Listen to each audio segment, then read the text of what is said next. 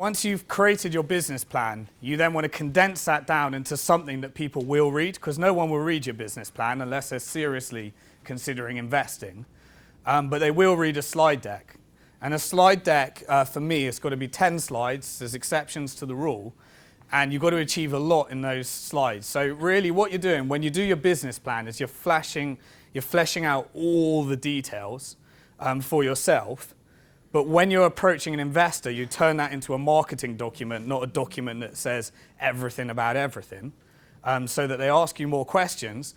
But the slide deck is really what I think is the most important document.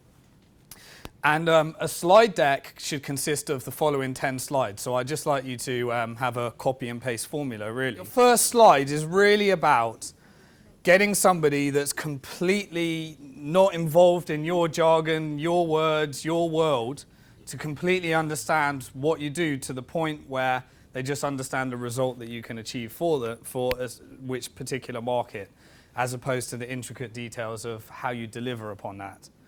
Okay? The second slide is identifying the problem that you solve right up front. So each business has to solve a problem and just define what that problem is. So Bank to the Future is trying to solve the problem that businesses find it very hard to raise between that £5,000 and £1 million, and there's no clear structure in order to do that. The third slide, and again, you're going to get all this, so you can just fill in the blanks, is your solution. So most people start with the product slide, but you've got to clearly define what the problem is before you get to the solution. The fourth slide is all about the market size. So we want to see that you really understand the market more than anyone else. Bigger is better. So what you do is take the average transaction size within your market. So you want to completely analyze all your competitors. And you want to know everything about your competitors in your market. Don't consider playing in a market where you don't know what the competitors are up to. Take the average transaction size, whether that's £5, £1,000, whatever it may be, for the solution that you're solving. Find out how many customers are in your market. In the fifth slide, you discuss your business model. So this is how do you make money? Not everything about your product, it's how do you make money. Slide 6 is your proprietary technology. So it doesn't necessarily mean you're involved in a technology company, but what is your technology? What have you created? What's your intellectual property? So we'll have some screenshots of what Bank to the Future looks like. You'll see our actual website, what we've created in slide 6. Slide 7 this is where you describe everything about your competition. And there's massive insights in your understanding your competitors.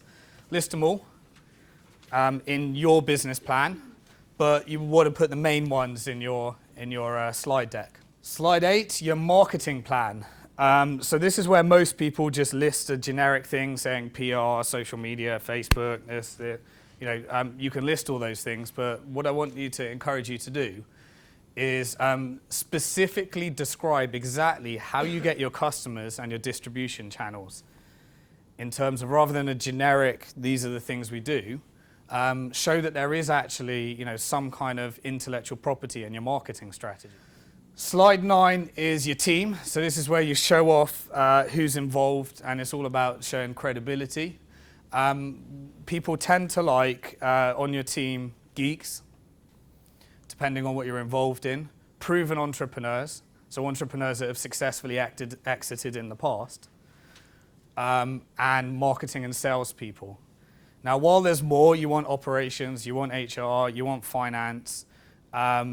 These are the 3 things that you probably most want to have. Slide 10 is when you put your money and your milestones in. So this is where you lay back just the key features. So before we gave you a financial model where you fill all the intricate details of everything you're going to spend, this is where you just take the key matrices that are important.